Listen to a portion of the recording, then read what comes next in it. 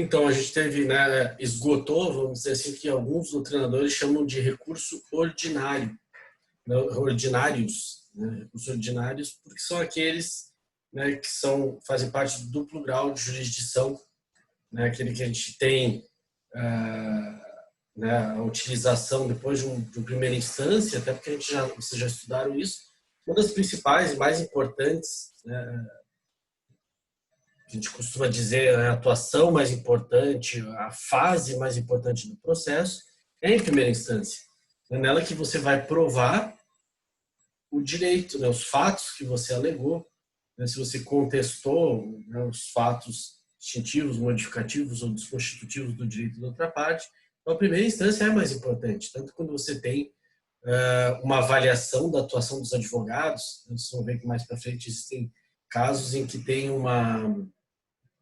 né, a gente costuma dizer, a gente tem advogados discutindo, vários advogados atuando no processo, discutindo os honorários, quanto que vai para cada um, sendo que um atuou em primeira instância, outro em segunda, terceira, né? E geralmente se avalia coloca um peso maior em primeira instância, né? Vocês já viram, já tem essa noção que é muito mais trabalhoso a primeira instância.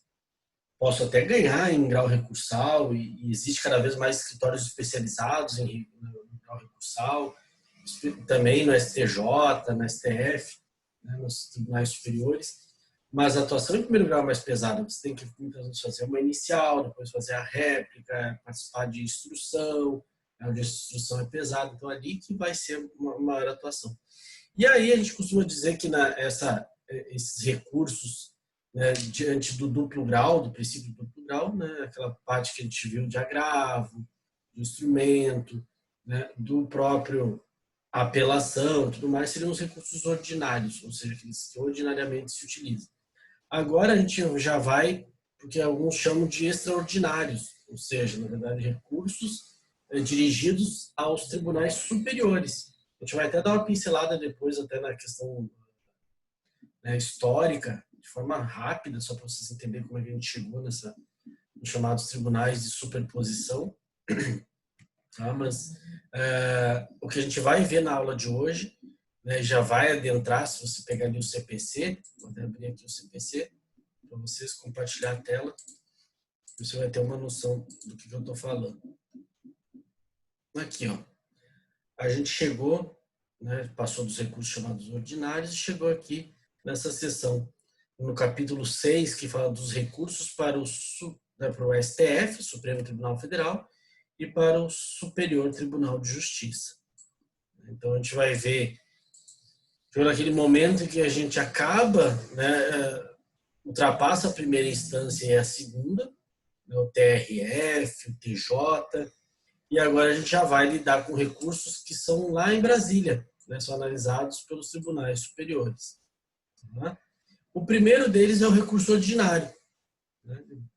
Então, a gente tem aqui no 1027 e seguintes, então 1027 e 1028, o chamado recurso ordinário. Antes disso, para você entender uma situação, né, que costuma cair em prova, né, e que até em prova da magistratura, às vezes eles perguntam, para que serve o STF e para que serve o STJ? A gente tem isso, é muito comum, né, se questionar essa situação. Para que eles foram, por que eles criaram esses tribunais? Vou pegar aqui rapidinho, né, eu até coloquei na parte de vocês ali, o histórico, né, dos próprios tribunais superiores. Eu até coloquei aqui, isso obviamente eu não cobro de vocês, é só para curiosidade, para vocês terem uma ideia de como é que surgiu o sistema processual. Né? Muito se falava, né, da desnecessidade de tribunais superiores, mas eles têm um papel importante. Né? Então, desde 1808 até 1829, a gente tinha a Casa da Suplicação do Brasil. Né? É o nosso STF da época, com 23 juízes.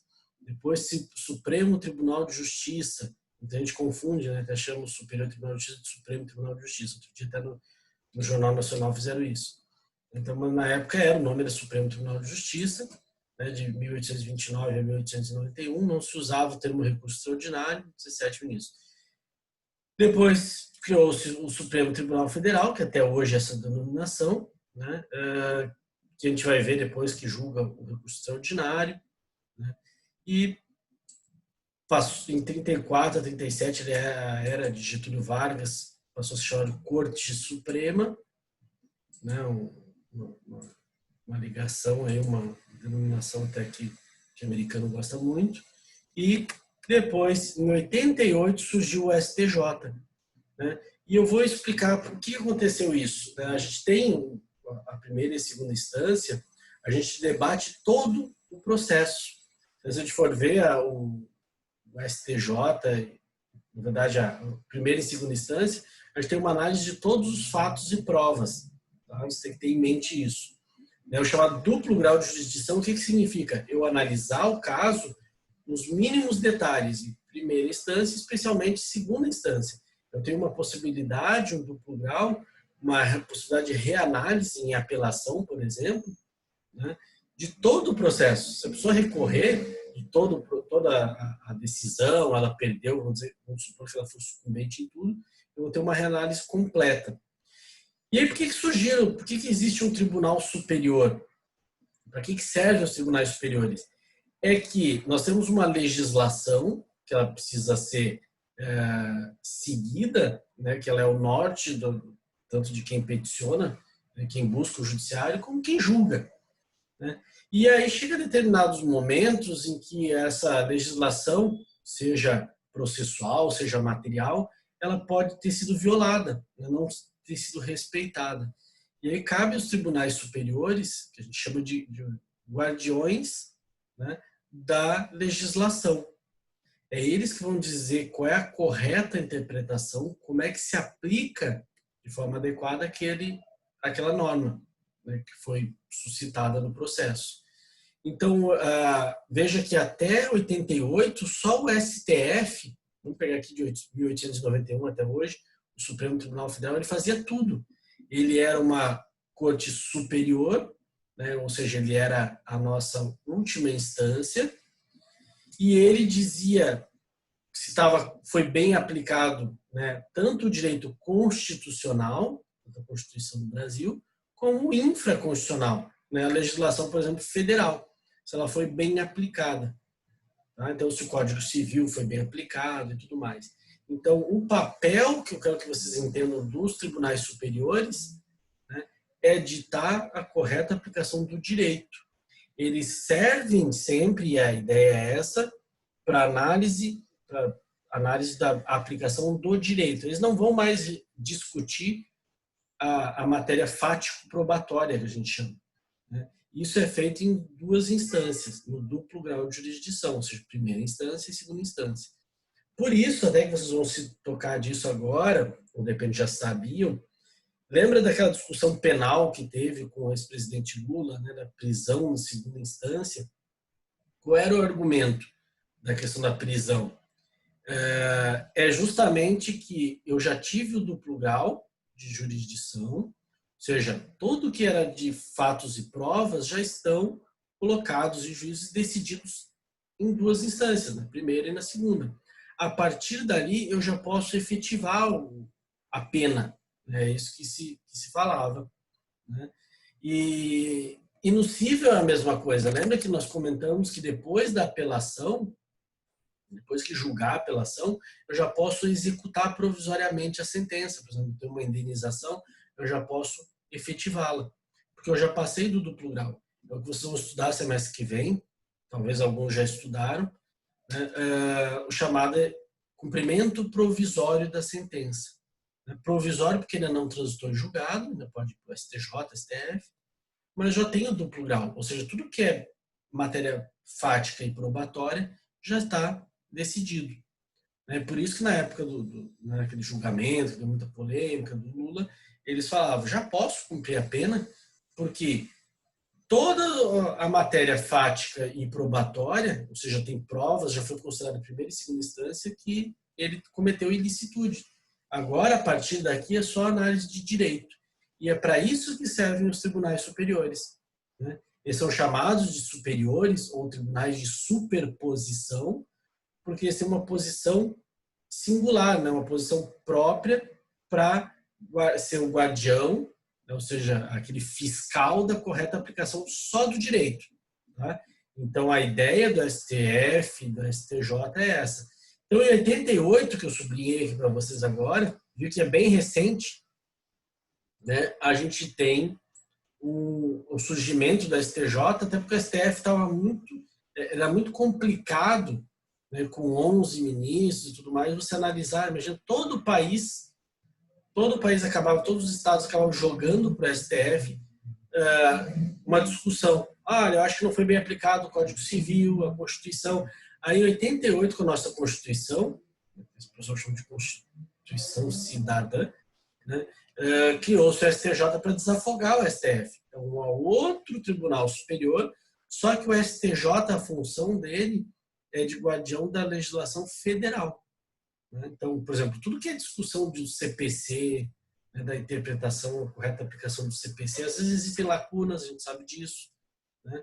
Vai acabar pipocando e chegando no STJ, porque ele é da legislação, o guardião da legislação federal. E para o STF, todos acho que já sabem disso, sobrou a Constituição. Né? Ele vai ser considerado o guardião, o fiscal da correta aplicação da Constituição. Mas lembro de novo, só direito, só matéria de direito. Isso significa que se você quiser chegar lá no STJ ou no STF dizendo a prova pericial disse algo diferente do que o juiz entendeu, eu disse, meu amigo, aqui não cabe mais. Você já teve 2 instâncias para analisar a matéria fática probatória, né? Os fatos e as provas que guarnecem ou que dão razão para ele ou não. Tá? Então, essa discussão, né, que chama fático probatório de fatos e provas, ela só se dá nas 2 primeiras instâncias. Nós somos o STJ e o STF. Nós temos uma posição superior e aqui a gente só está para evitar, e aí vocês devem ter imaginado isso, que os tribunais entendam de forma diferente. Imagina você que pode chegar lá na frente, né, em determinadas situações, em que você tem o Estado do Acre decidindo que o CPC quis dizer tal coisa, dizer A, e o Santa Catarina diz B. Isso não pode, né? Então, cabe aos tribunais superiores, no caso o STJ, se for do CPC, que é a legislação federal, dizer como é que tem que aplicar. Né? Também, em determinado processo, você não pode correr o risco da sorte. Né? Que alguns clientes até falam, poxa, eu vi que eu perdi aqui no Tribunal de Justiça de Santa Catarina, mas se eu tivesse ajuizado em São Paulo, eu ganhava. Peraí, isso não pode, porque provavelmente o que está existindo aí são aplicações diferentes do mesmo direito. Né? Claro que a matéria fática probatória é de cada um, é peculiar, é de cada caso, mas o direito em si, ele não muda. Né? Então, você, a partir do momento que você diz, um tributo em São Paulo é, né, sei lá, um determinado tributo da União foi considerado ilegal, inconstitucional. A Justiça de Santa Catarina diz que não, que é constitucional, né? Então você não pode ter essa diferenciação, né, de que lá vale e aqui não vale. Se é legislação federal e se é Constituição, ela tem que ser uma aplicação só. O brabo disso, complicado, é explicar às vezes para os alunos que dizem assim, o STF é o guardião da Constituição. Mas dependendo, nesse caso do Lula, dependendo da composição dos ministros, muda a interpretação. É uma coisa que a gente acha que é clara, não, mas a Constituição é clara, ela não deixa dúvidas. Claro que deixa. Tanto que os ministros, né, a gente tem ali 6-5 na votação, né, e aí muda o magistrado, muda o ministro, já muda o entendimento. Isso não pode, é um absurdo, né? Deveria ser até unânime, né? Se as coisas fossem tão claras assim. Tá? Mas então lembre-se disso, o STJ e o STF são aqueles que buscam aplicar corretamente, né, a legislação federal, se é o STJ, e constitucional, lembre-se disso sempre, né? Falar em Constituição, fala-se no STF. Tá? Composição. Até eu vou pegar aqui e abrir para vocês. Está meio barulhento aqui, ó.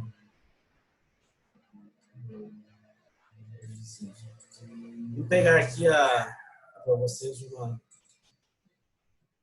Queria abrir aqui. O STF, por exemplo. A composição dele. Vou ampliar aqui e botar na tela para vocês, só para vocês terem uma ideia. né? Tem o presidente, o vice-presidente do STF e plenário, né? Divide-se, e aí a composição é de 11 ministros, acho que isso vocês já tiveram constitucional, todo mundo já sabe de cor, isso para concurso, para tudo. São 11 ministros no STF. Tá? A ideia, então, do STF é sempre ser o guardião da Constituição, fiscal da Constituição. Se for desrespeitada a Constituição naquele teu processo, você vai ao STF. Tá? E a gente vai ver que é bem difícil chegar lá, é bem difícil encaixar um recurso, porque são muitos requisitos. Mas veja que o plenário são aqueles 11 ministros reunidos, que a gente assiste muitas vezes no Jornal Nacional, eles estão reunidos todos para julgar. Até que vocês vão ver casos em que julga sozinho, mas monocraticamente o ministro, e aí leva para a discussão no plenário. Por quê? Porque ele quer, o plenário é a reunião de todos os ministros, aí você vai ter uma decisão, né, que eles consideram colegiada e a mais adequada, né, porque você vai ter um voto de todos eles. Mas aí a gente tem uma divisão, né, da matéria em primeira turma e segunda turma. Então são só 2 turmas dentro da STF. Tá? Tem matérias, aí você vai ter que ver lá no regimento interno, tem matérias que o plenário que julga. Mas geralmente quando chega um recurso extraordinário, ele vai para a primeira turma ou segunda turma. Então aí vão ser ministros divididos em uma e outra. Não coloquei aqui, mas você pode buscar lá no STF, no site do STF, bota a composição, eles vão dizer quem são os ministros que estão na primeira turma e quem são os que estão na segunda turma. Tá? São 5 ministros em cada turma, né? 2 turmas, cada turma funciona com 3 ministros no mínimo. Então a gente tem essas sistemáticas, posso disponibilizar isso para vocês depois. Aqui no STJ, já que a gente está partindo para Brasília, né? São 2 tribunais que ficam lá, imagino que alguns de vocês até já visitaram, né? A Unisul tem aquela visita, né? Que as professoras, geralmente a professora Sâmia leva os alunos, bem interessante, né? Você vai lá, conhece, em loco. De repente alguém já foi visitar a Lazer e já aproveitou de uma passadinha lá. Né? Superior Tribunal de Justiça. Então, a gente sabe que a composição deles são 33 ministros. Estou botando a setinha aqui em cima. Ele tem o presidente, o vice-presidente, o plenário, a corte especial. Né? Divide-se em sessões e dentro, e o que interessa para a gente aqui, é a terceira e quarta turma. Né? No caso do civil, é a terceira e quarta turma.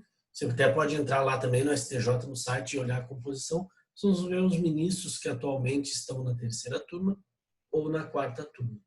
São 5 ministros em cada uma das turmas. Tá? Aqui na terceira turma, por exemplo, tem a Nancy Andrighi.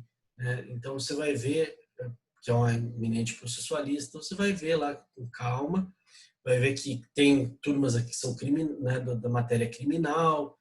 Eu botei aqui nas sessões, né? Primeira sessão, direito público em geral, tributário administrativo. Segunda sessão, que é o nosso caso aqui, direito privado em geral, civil, comercial e trabalhista. Terceira sessão, direito penal em geral, previdenciário, servidores e locações urbanas. Então, isso aqui está no regimento interno. A gente não precisa decorar, não vou cobrar de vocês, é só para vocês entenderem como funciona lá dentro. E o que nos interessa é a terceira e quarta turma. Sempre precisa olhar em julgados relativos à nossa matéria. No civil, a gente vai ver a terceira e quarta turma decidindo. Tá? Só para você ter essa noção. Vamos continuar aqui, e aí para explicar melhor para vocês, então, o que a gente tem. Professor, a professora acabou de falar que o STJ e o STF têm como competência, foram criados para ser tribunais de superposição, para tribunais superiores. Tá certo, é isso mesmo. Né? Só matéria de direito.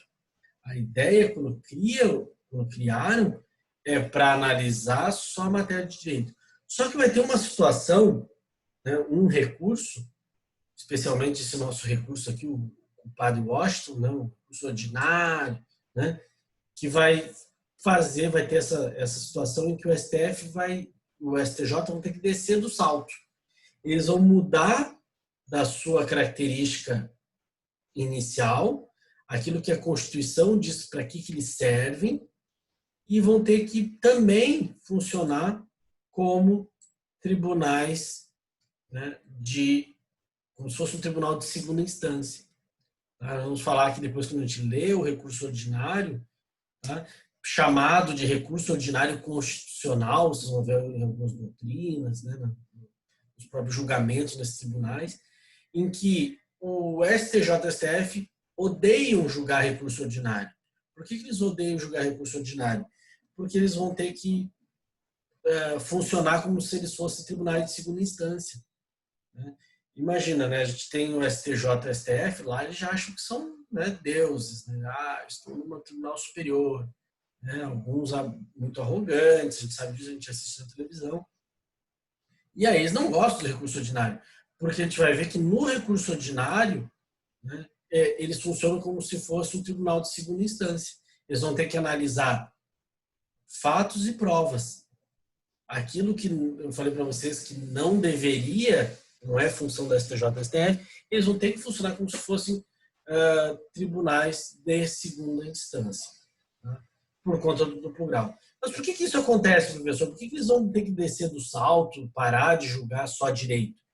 É porque nós vamos verificar que são casos em que a primeira instância ela aconteceu, por exemplo, no tribunal de segunda instância. Quando, por exemplo, eu tenho que, por força até da Constituição, ajuizar a ação no TJSC. Ora, se eu ajuizei essa ação originariamente, eu fui obrigado a ajuizar no TJ, o nosso TJ, que sempre é a segunda instância, ele funcionou como primeira. Tá? Por exemplo, o mandado de segurança, nós vamos falar ali na sequência, o mandado de segurança contra o governador, ele é no TJ. E aí, depois do TJ, você pode pensar, poxa, se o TJ foi minha primeira instância nesse mandado de segurança, para quem que eu vou fazer o duplo grau? Vou recorrer. E aí que entra a situação, eu vou para o STJ, que é hierarquicamente acima, não posso ficar só no TJ-SC, eu vou ter que partir para uma apelação. E aí até você vai dizer, professor, mas não é apelação, porque se teve uma primeira decisão, né, eu vou poder apelar. Né? O professor ensinou que da sentença cabe apelação, pelo primeiro julgamento, apelação. Só que lembra que se eu estou ajuizando no TJSC, eu não posso dizer que aquilo vai ser uma sentença. Sentença é só em primeiro grau. Então, se o nosso TJSC funcionou nesse mandado de segurança, por exemplo, contra o governador, me obrigam a ajuizar no TJSC, contra o Moisés. Tem que ajuizar, né, impetrar, melhor dizendo, né, que é constitucional, o mandado de segurança contra o Moisés, o governador Moisés. E aí a minha segunda instância, para o dia que eu vou ter que ir para o STJ, nós já vamos falar sobre isso, e aí o STJ não pode chegar e dizer, não, sinaliza o direito. Cadê o duplo grau? Cadê a possibilidade de rever toda a matéria fático-probatória? Então, por isso, né, eu quero que vocês entendam que em alguns casos, e aí ele ia chamar de apelação. Tentou chamar de apelação, mas aí veio o legislador e falou, né, e o próprio CPC, peraí, apelação é só para a segunda instância. Aqui tu entrou na segunda instância do processo, impetrou o mandado de segurança no TJ, a tua segunda instância vai ser o STJ. Eu não posso chamar de apelação, senão rasgo o CPC. E aí ele chamou de recurso ordinário. Então, o recurso ordinário é uma apelação, quero que vocês entendam, ele funciona igual a uma apelação, tá? Ele é idêntico à apelação, a peça é idêntica à apelação. O que vai mudar é quem foi a minha primeira instância e quem vai ser minha segunda. Né? Ao invés do clássico apelação, primeiro grau, né, uma sentença, e eu vou para o Tribunal de Justiça, o TRF, aqui eu vou ter um processo ajuizado, né, já num tribunal de segunda instância, e a minha apelação, entre aspas, vai chamar de ordinário, recurso ordinário. Então, isso que o legislador quis fazer, até para não confundir a cabeça de vocês. Mas toda a carapaça, toda a aparência do recurso ordinário, como é que eu faço a peça, tem alunos que dizem, professor, como é que é uma peça de recurso ordinário? O recurso ordinário constitucional, não sei, se cair na OAB, eu estou ferrado, professor. Não está ferrado. Se você sabe usar uma apelação, você sabe fazer um recurso ordinário. Nós já vamos falar da peça hoje. Eu vou ler a peça para vocês, uma peça bem simples de recurso ordinário, para entender que não é um bicho de 7 cabeças. Né? Eu só peguei uma apelação e mudei a nomenclatura, basicamente isso. Endereçamento, claro, para o tribunal que eu estou interpondo no recurso ordinário, vai mudar, ao invés de ser para o juiz em primeiro grau, eu vou botar para o tribunal, né? E eu vou chamar de recurso ordinário. Então não tem grandes mistérios, Tá? Não se assustem com o recurso ordinário. Vocês vão usar muito pouco na carreira de vocês. Acho que muitos de vocês que estão em escritório já há muito tempo não viram o recurso ordinário. Você vê mais recurso ordinário em escritórios que advogam muito na área, né, do direito público. Tá? É mais comum você ter o recurso ordinário. No civil, em geral, não. Certo? E mais uma coisa, não confundam esse nosso recurso ordinário aqui com o recurso ordinário trabalhista. Tá? Porque o trabalhista é diferente. O trabalhista ele tem a nomenclatura chamou-se de recurso ordinário, mas é outra coisa. Lá o recurso ordinário também é igual à apelação. No trabalhista, quando você tem uma sentença em primeiro grau trabalhista, condenou hora extra, insalubridade, etc., você vai entrar com uma apelação que chama de recurso ordinário. Aqui, usaram a mesma nomenclatura. Mas tome cuidado, né, para não confundir. De repente você vai chegar e vai dizer então lá em professor trabalhista é a mesma desse aqui. Esse aqui, o nome é igual, as características de formatar como se fosse apelação é a mesma coisa, só que aqui a gente vai ter sempre o STJ e o STF. Lá no trabalhista, o recurso ordinário é dirigido à segunda instância, como se fosse a nossa apelação. Então, só para vocês não, na hora que olhar a nomenclatura, não dizer, o professor nem falou sobre isso, né? E agora eu confundo o recurso ordinário trabalhista com o civil. Então, fiquem bem, né, fica bem claro que ele é um recurso previsto também na Constituição, está aqui no 102 da Constituição, inciso 2, e 105, inciso 2. Tá? Você pode abrir a tua Constituição e verificar que lá tem a previsão do recurso ordinário. E aí o STJ e o STF vão ter que baixar a bola e funcionar como segunda instância. Por que eu falo que eles odeiam? Porque eles já estão acostumados só com o direito, é muito mais fácil você analisar o direito. Né? Porque você vai pegar um caso específico e ver, foi aplicado ou não foi aplicado. Ele é bem pontual. Imagina você tendo como ministro, tendo que analisar. É claro que nesses casos eles têm uma quantidade enorme de assessores. Né? A gente pega ali os casos mais importantes, eles analisam pessoalmente, que vão da mídia, né? Isso às vezes dá raiva também, porque o caso do teu cliente muitas vezes não vai passar, ele só vai dar o ok, assinar. Então, tá, sei, entendi. Ou vão negar a admissibilidade, né, dos recursos. Quem julga mesmo são os assessores. Né? Eles têm uma quantidade enorme de assessores em cada ministro. Então, isso acontece muito. E no recurso ordinário, eles vão ter que parar de analisar só o direito e rever tudo que tiver de prova. Depoimentos, olha que para eles é horrível. Tem que analisar depoimentos, ler depoimentos, assistir o vídeo do depoimento, analisar a perícia, né? Tudo isso vai ter que ser feito, os documentos que foram juntados, os contratos, algo que eles não queriam fazer no STJ e no STF, mas vão ter que fazer no ordinário. Tá? Pode ser, eu botei aqui para vocês, levantado no recurso ordinário, por ser até uma espécie de apelação, né? A gente compara muito, tanto direito processual quanto direito material. Tá? Analisam o STJ e o STF em recurso ordinário, fatos, provas, direito, tudo. Né? Pacote completo, como se fosse tribunais de segunda instância.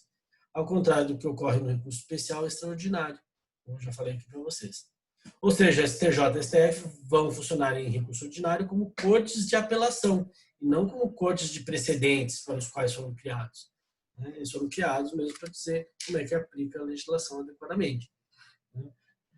E aí você vai ter essa ideia, por exemplo, se cair na tua prova que o STJ e o STF sempre, né, só analisam matéria de direito, exclusivamente de direito, errado, né? Eles analisam matéria exclusivamente de direito no recurso especial e extraordinário, tá?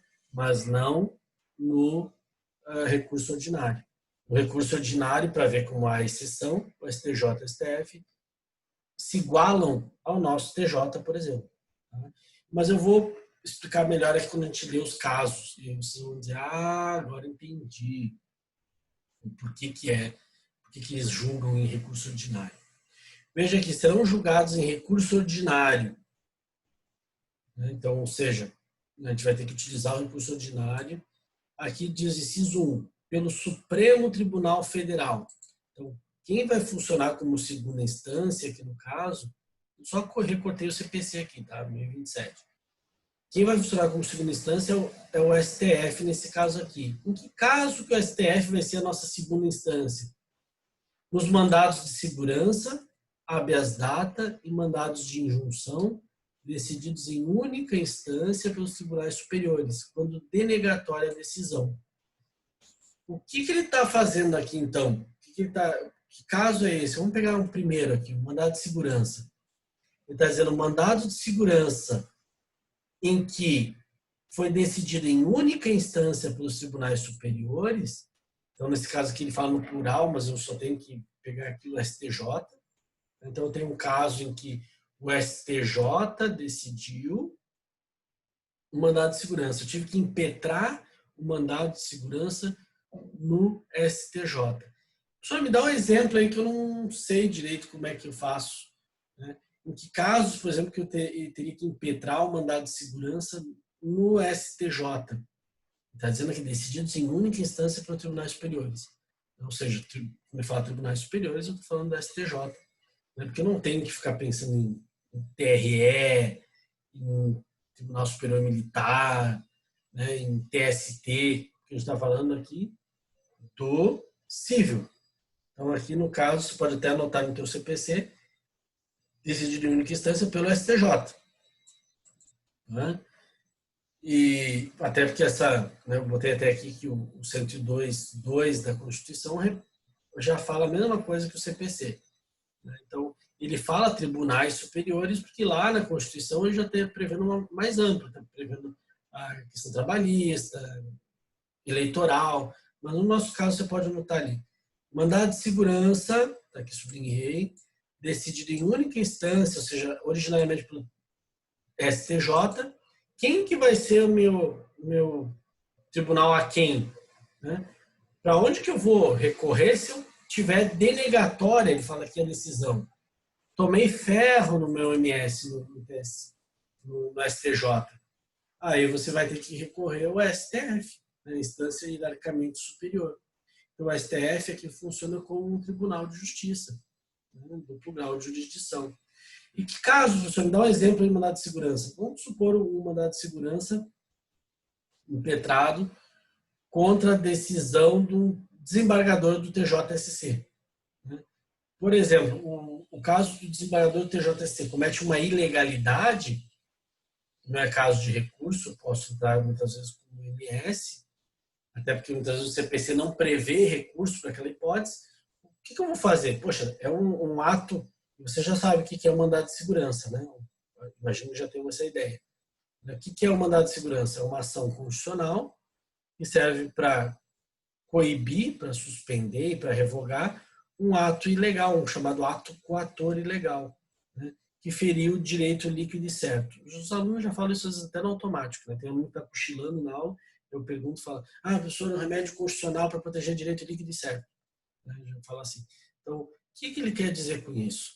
Há uma evidente ilegalidade, um direito da parte foi violado, e aí você pode impetrar o mandado de segurança, que tem uma série de benefícios, não tem honorários advocatícios, então se você perder, você não paga honorários. Né? E ele serve para suspender no primeiro momento, por meio de uma liminar, e depois revogar, cassar, né, um ato ilegal que pode ser administrativo, pode ser judicial.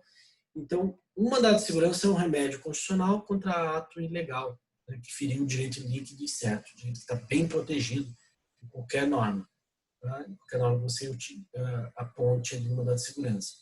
O mandado de segurança é muito comum nos casos de concurso público, o pessoal utiliza bastante, tem que tomar cuidado, nem sempre é o melhor remédio. Mas vamos supor que você tem um caso específico de mandado de segurança contra, você anotou aí o exemplo, contra uma decisão de um desembargador do TJSC. Esse mandado de segurança, você não vai impetrar ele no TJSC, porque está na casa dele. Né? Se ele já cometeu ilegalidade, os demais seria absurdo impetrar no próprio TJ. Os caras jogam tênis juntos, jogam golfe. Né? Tênis não jogam mais, porque o desembargador já está meio velhinho. Tem que ser golfe. Lá no Costão, golfe. Aí eles estão jogando golfe juntos sempre, então não dá para impetrar ali. A própria Constituição diz que, nesse caso, contra o desembargador, ato do desembargador do Tribunal de Justiça, eu vou impetrar direto no STJ. E aí, denegando essa esse caso, né, esse mandado de segurança no STJ, pode ser que o STJ diga, não, amigão, aqui não tem nada de ilegal, o desembargador agiu correto. Denegou a decisão, ou seja, denegou a segurança, o mandado de segurança, eu vou recorrer a quem? Se eu estou no STJ, eu vou para o STF. Entenderam? Então, depois me deu um ok ali, se vocês estão entendendo. Tá? Então, no caso, eu tive que, infelizmente, né, impetrar no STJ, esse MS, e aí agora cabe a recorrer. Né? Obrigado, Irene, pelo feedback ali. Então, eu tive que recorrer para o STF. Então, a minha segunda instância acabou sendo o STF. Não posso chamar esse recurso de apelação, embora eu quisesse, né? Então eu chamo de ordinário. Quando caiu na OAB, e foram raros os casos que caíram na OAB, eu lembro de pelo menos um, eu lembro. Na década de 90 caiu o recurso ordinário. Muita gente se deu mal, se desesperou, e não tinha nada demais. Ele já dava o caso de um MS que foi juizado no STJ, e aí alguns caíram, infelizmente, quando falava, né, no julgamento do MS, tal, foram para o lado da apelação, se ferraram. Mas os mais espertos lembraram, opa, é um caso muito peculiar, é o lar das crianças peculiares, né? Nesse caso, então, no STJ, eu vou ter que recorrer ao STF. E aí, o STF não tem saída, ele vai ter que, como ele é a segunda instância nesse caso, ele vai ter que analisar toda a matéria do mandado de segurança. Né? Inclusive fático probatório, vai ter que analisar o documento. De repente, se teve, né, casos que é muito comum a gente ajuizar mandado de segurança em concurso público contra a revisão, né, da prova, uma questão que você acha que tem que ser anulada de concurso, né? Esses casos, a segunda instância, quem vai funcionar com a segunda instância tem que analisar tudo, tem que olhar a questão, olhar a doutrina que foi juntada, bababá, né? Então, isso que é a função do tribunal, do STF, no caso do recurso ordinário, ele vai ter, como eu falei, ele mudar um pouco da postura. Tá?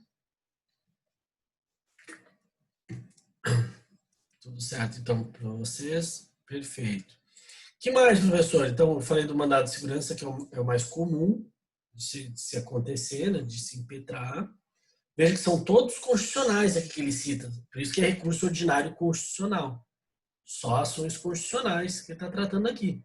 Né? Mandado de segurança, habeas data, você já sabe para que serve habeas data, né? Para ter acesso à informação, para retificar, né, informações das pessoas, geralmente utiliza mais para o direito à informação, né, de órgãos públicos ou assemelhados.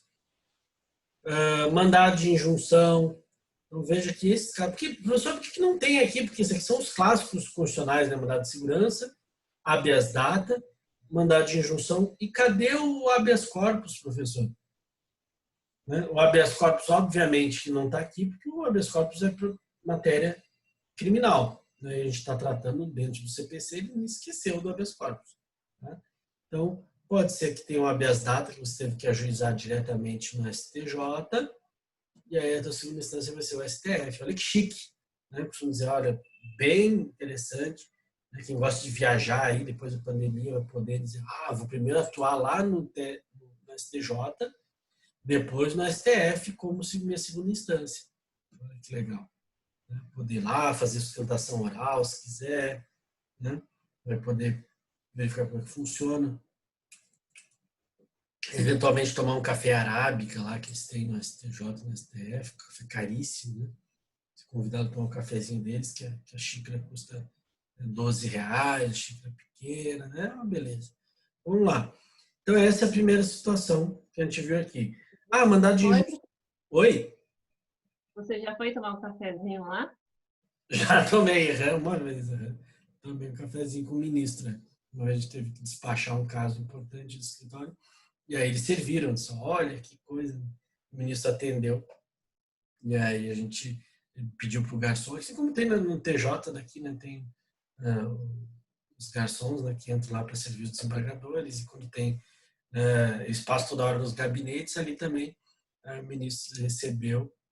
Né, na época era o ministro Fux, né, que hoje é do STF, estava no STJ e serviu um o café, né? Pra gente, a gente brincou, disse, esse café aqui é caro. Pena que não convidaram para comer lagosta, né? Que lagosta lá também é caro, mas isso é só para eles, não passam pra gente, né? O almoço em si. Mas vamos lá então. Né? O mandado de injunção, faltou falar, né? Então tem o mandado de segurança, nós já falamos. Habeas data também sabemos para que serve. O mandado de injunção, só para relembrar vocês, ele serve para quê? O objetivo dele também é constitucional, ele é suprir uma lacuna legislativa, né? Geralmente essa é a função do mandado de injunção. Caso vocês vão lembrar que, né, a gente estuda isso lá, às vezes no comecinho, né, do constitucional, né, às vezes o TGP dá uma pincelada dele. É uma ação que ela objetiva suprir uma lacuna legislativa. Por exemplo, tem casos em que dizem lá, uma tal situação, né, tem uma lei federal, tal situação não prevista aqui será regulamentada por uma lei complementar. De repente, sei lá, um aumento para o servidor público, de direcionamento na carreira. Tá? Então, eles falam assim, isso aqui vai ser definido por uma outra lei complementar. Só que daí você fica esperando, depois de você é servidor público, diz, e aí? Como é que eu vou ser promovido? Como é que vai ter? Porque se eu ficar assim, eu vou ficar estagnado para sempre. Né? A lei deixou para uma outra que nunca veio. A gente sabe que acontece muito. Né? As leis ficam, ou a própria lei tem uma lacuna, ou ela deixa para outra decidir. O mandado de injunção serve para isso, uma integração, né? Para você ter o próprio judiciário, né? Essa é a autoridade dele, vai se manifestar, dizendo, nesse caso, entendo que deve ser feito assim. Já que os legisladores, né, já que o legislativo não fez sua parte, o judiciário vai suprir essa falha, essa lacuna. Então, também, se tiver o caso de mandado de injunção, ajuizado no STJ, segunda instância vai ser o STF. Isso já ficou claro. E aí nós vamos para o outro caso, né, na nossa situação aqui. Como é que o STJ vai ser a segunda instância? Primeiro caso aqui, a linha A fica mais fácil de entender. Né? Ou seja, aqui, primeira instância era o STJ, eu vou para o STF. Aqui, quando é que o STJ vai ser a segunda instância? Obviamente, ele fala aqui, os mandados de segurança decididos em única instância pelos tribunais regionais federais ou pelos tribunais de justiça dos estados e territórios, quando denegatória a decisão. Vejo que é muito parecido com o inciso 1 aqui do 2027. A diferença é que ele estava me falando que a minha primeira instância, nesse caso, acabou sendo tribunais de segunda instância. Então, se eu tive que ajuizar no TJSC, no TRF, o meu mandado de segurança, e aqui ele deixa bem claro, né? Cuidado. Aqui ele falou mandado de segurança, habeas data e injunção. Aqui eu tive que ajuizar, você vai ter que olhar lá a Constituição e ele te obrigou a ajuizar no STJ. Aqui ele está dizendo casos só de mandados de segurança, que foi decidido em única instância, ou seja, eu tive que ajuizar no TRF ou no TJ. Então, por exemplo, um mandado de segurança contra o prefeito, né? Você vai ter que olhar lá, vamos pegar uma outra situação, né? Casos em que você vai ter que impetrar um mandado de segurança contra um ato do juiz de primeira instância. Eu não vou impetrar esse mandado de segurança em primeira instância também. Eu vou ter, segundo a Constituição, que impetrar o mandado de segurança no TJ. Vamos supor que o magistrado da primeira vara civil cometa uma ilegalidade, eu queira, primeira vara civil de Palhoça, eu vou dizer, onde é que eu vou impetrar esse mandado de segurança? Porque não adianta recorrer, é um caso que acho que é teratológico, absurdo, violou direito do Ministério. Tem sido muito utilizado, né, nos casos de juizado especial, já que não tem agravo de instrumento, né, no juizado especial, não tem recurso contra a decisão interlocutória. Se o ato é ilegal, eu posso impetrar mandado de segurança. Então, se você tiver que impetrar mandado de segurança por obrigação legal, não pode em primeiro grau, existe MS em primeiro grau. Né? Mas eu não posso, professor, eu me obrigo a ajuizar no TJ, SC, nosso exemplo aqui. Aí a tua segunda instância vai ser o STJ. Também é legal. Né? Já vou poder dar uma passeada lá em Brasília, né? Aquele clima seco, né? Aquele complicado, já leva um umidificador, já prepara, né, a hidratação nasal ali, porque senão vai sangrar. O terrinha que não é muito boa, né, em termos de clima, assim, não gostei muito. Eu sei como é, professor. Morou muito tempo lá, Cláudia? Eu sou de Goiás. Ah, de Goiás, então conhece bem. Então É o conhece. mesmo clima, não tem outro. Né? Não é fácil, né? Ainda mais agora nesse tempo. Realmente está muito seco, muito Nossa. ruim de respirar. A umidade lá é baixíssima. Mas você tem que estar sempre com o umidificador, né? A Exatamente. minha sogra mora atualmente em Campinas, São Paulo, e já é, né? Imagina mais ali para cima, né? Então, eu já tenho que estar Nossa, é sempre com o umidificador. insuportável.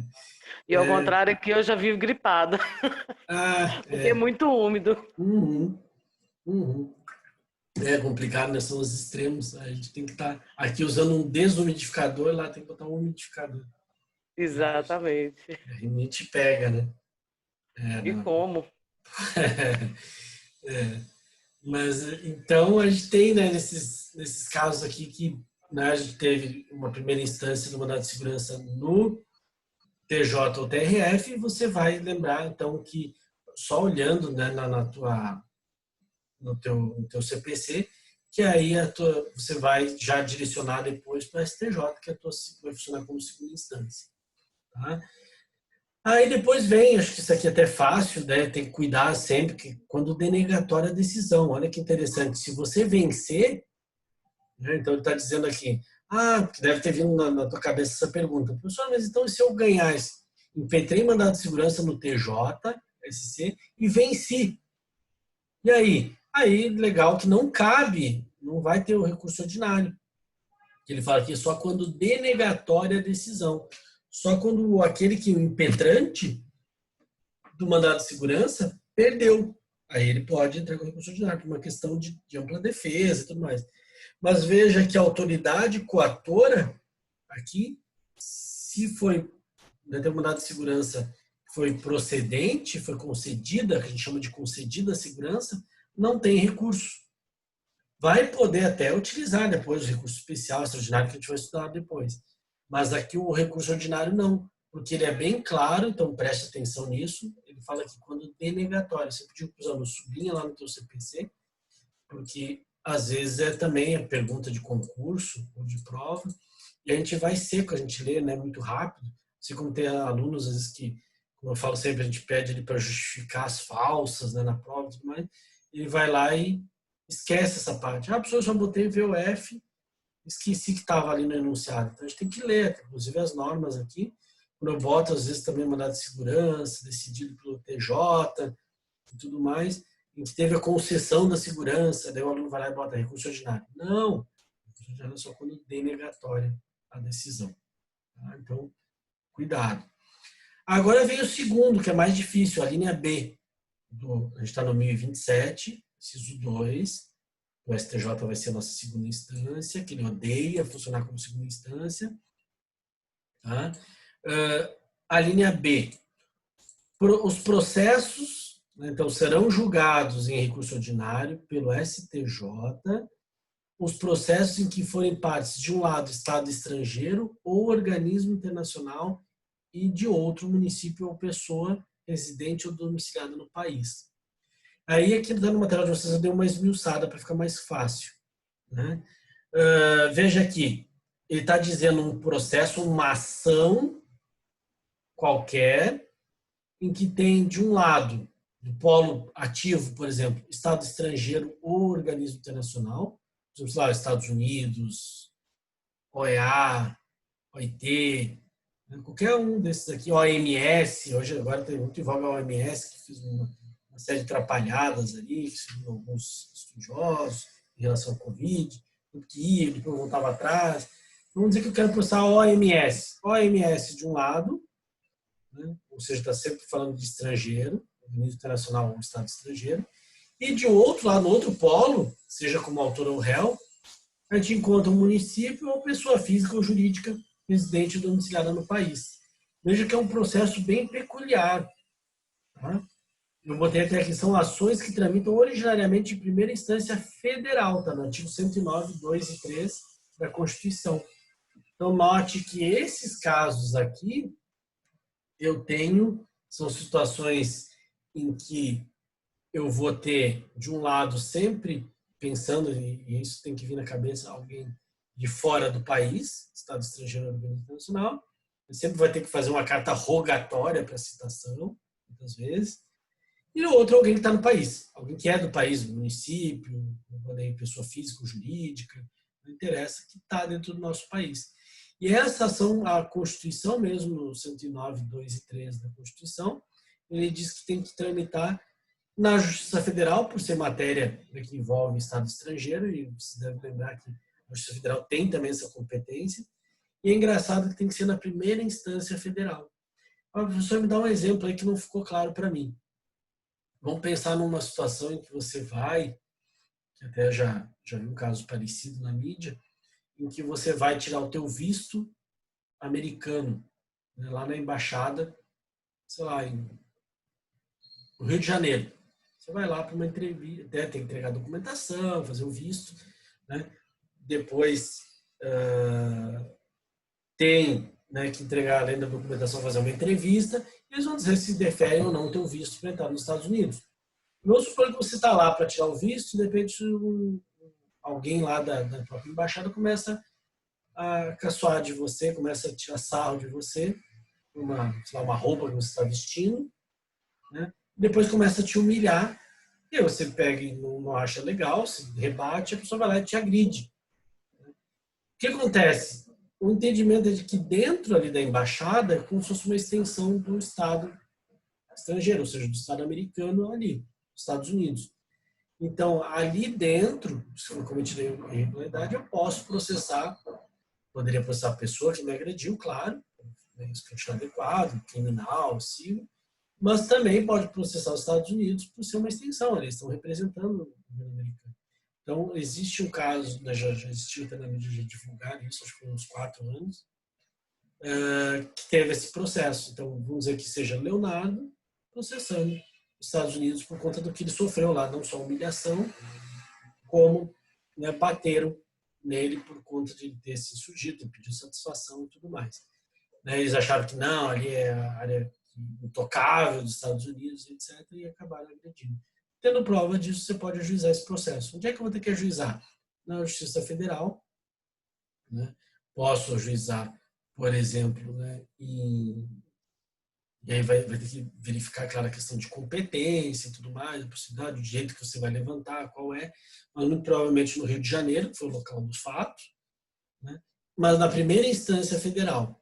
E olha que curioso, nesses casos, né, a gente vai ter, depois da primeira instância federal, para essas hipóteses, eu não vou com apelação, vamos supor que eu ajuizei na primeira vara federal do Rio de Janeiro, o Foro Central lá do Rio de Janeiro. A minha segunda instância vai ser a STJ, por força do que reza a Constituição.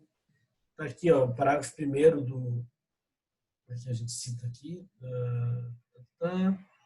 aqui, 109, ó. Aos juízes federais compete, estou sublinhando, compete processar e julgar as causas entre Estado estrangeiro, o organismo internacional e município ou pessoa domiciliada residente no país. Veja o 109 da Constituição, que diz, que trata o que está na linha B aqui. Né? Ele diz que aos juízes federais. Tá? Aqui também, inciso 3, as causas fundadas em tratado ou contrato da União com o Estado estrangeiro ou organismo internacional. Tudo que envolver, então, fora do país, as causas que envolvam como réu ou autor Estado estrangeiro, a competência dos juízes federais. E quando ele fala juízes federais, ele está falando em primeira instância. Não os tribunais regionais federais, aos desembargadores. Tá? Então, isso tudo você tem que ter em mente que é uma situação muito também peculiar, muito diferente, a gente não está acostumado. A linha B, portanto, se quiser anotar lá no CPC, o material de você já está, acho que, bem mastigadinho aqui. Lembra, então, no caso do Leonardo processando os Estados Unidos. Leonardo processando a OMS. A OMS tem determinou que seja feita uma vacina à força, tudo mais, eu me senti lesado. Eu posso processar. E esse caso vai ser em primeira instância federal. E aí a minha segunda instância não vai ser o TRF, como geralmente é. Né? Nos casos normais que eu tenho lá na Justiça Federal, vocês vão entrar na Justiça Federal, por exemplo, previdenciário. Previdenciário é matéria, né, federal. Ou, sei lá, eu quero dano moral contra a Caixa Econômica Federal. A gente sabe que nesses casos eu vou ter que ajuizar na Justiça Federal. E aí a minha segunda instância vai ser o TRF. Aqui, esquece. Aqui muda. A minha segunda instância vai ser o STJ. Então, isso aqui, para cair, já vi cair em prova da magistratura, prova oral. Imagina você nervoso lá, já passou por todas as etapas da prova da magistratura, complicadíssimas todas as etapas, e aí você chegou nesse momento, né? E aí o cara pergunta, uma ação, tudo mais, o avaliador pergunta, né? Que foi ajuizada, fulano versus AMS, mais, você teve essa ação, tramitou na primeira instância, qual o recurso cabível? Muitas vezes, por nervosismo, você vai automático para a primeira instância ou para a segunda. Nesse caso, pula e vai para o STJ. Certo? O STJ também tem essa peculiaridade, essa particularidade, que nós vamos falar mais à frente. Por exemplo, tem a tal da homologação da sentença estrangeira. É uma ação que nós vamos ver mais para frente e que ela serve justamente para dar validade a decisões estrangeiras, decisão proferida fora do país. E aí, nesse caso, é o STJ que vai fazer essa homologação. Ele vai dizer se aceita ou não essa decisão estrangeira. Por isso que ele coloca primeiro primeira instância federal, depois STJ. Pula direto. Ok? Então, cuidado com a linha B, né, em concurso, na prova e tudo mais. Veja que vai ter, né, pode até anotar no teu CPC também, que é primeira instância essa ação. Não pensa que ela vai ser ajuizada como aqui na linha A, que é nos tribunais, Justiça, Tribunal Regional Federal. Não, é a Justiça Federal, primeira instância, na linha B. E daqui parte para o STJ. Parágrafo 1º. Nos processos referidos no inciso 2, a linha B, que é esse aqui que a gente acabou de falar, contra as decisões interlocutórias caberá agravo de instrumento, dirigido ao STJ, nas hipóteses do 2015. Então, veja que ele está dizendo por quê. Até botei aqui por quê. Justamente porque ele basicamente risca a segunda instância. Ele fala, teve uma decisão interlocutória nesse teu processinho aqui, sei lá, você pediu para uma tutela antecipada, uma tutela cautelar contra a OMS, o Leonardo, que é processado nos Estados Unidos, pediu uma decisão interlocutória, né? Pediu uma tutela provisória, e aí ele falou, e negou a tutela provisória. Tá? Nesse caso específico, né, contra a decisão interlocutória, caberá agravo de instrumento ao STJ. Por quê? Porque também, assim como no recurso ordinário ele risca o TRF e manda para o STJ, aqui no agravo de instrumento também não tinha sentido ele chegar, ele está lembrando você que não vai, seria estranho você recorrer com agravo de instrumento para o TRF, mas o recurso ordinário ir para o STJ. Então ele está dizendo, risca nesse teu caso aqui, nesse processo muito particular que envolve Estado estrangeiro, é primeira instância e terceira. Né? Primeira instância e STJ. Até o agravo de instrumento. Olha que legal, você vai ter um agravo de instrumento para o STJ. O STJ não vai gostar muito de você, porque vai dizer, pô, que cara chato. Ele veio aqui com um agravo de instrumento e agora com recurso ordinário. E eu odeio, né? Porque eu odeio, eu fui criado, eu gosto de analisar só questões de direito, e agora esse mala veio com fático, probatório, direito, tudo, pacote completo.